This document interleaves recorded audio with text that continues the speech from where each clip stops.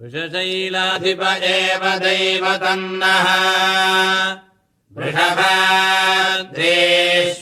एव दैवतन्नः फणिशैलाधिप एव दैवतन्नः भगवान् वेङ्कट एव दैवतन्नः श्रीश्रीनिवासः परदैवतन्नः श्रीश्रीनिवासः परमं धनन्नः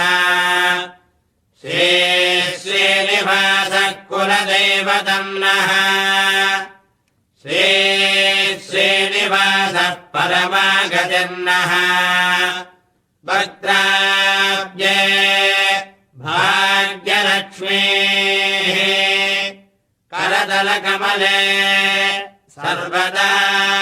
दानलक्ष्मीः दोर्दण्डे वीरलक्ष्मीः हृदयसरसिजे बोधकारुण्यलक्ष्मीः खड्गाग्रे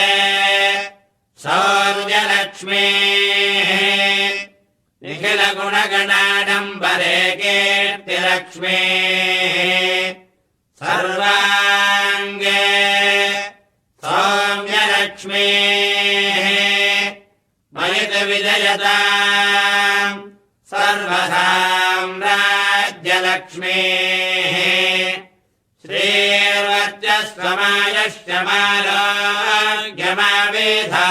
श्रीर्वर्चस्वमायश्चमारोग्यमावेधाच्चोभमानम् महीयते धान्यम् धनम् पदम् बहुपत्तलाभम् शतसंवत्सरम् दीर्घमायुः श्रियः कान्ताय कल्याणनिधये निधये श्रीवेङ्कटनिवासाय श्रीनिवासाय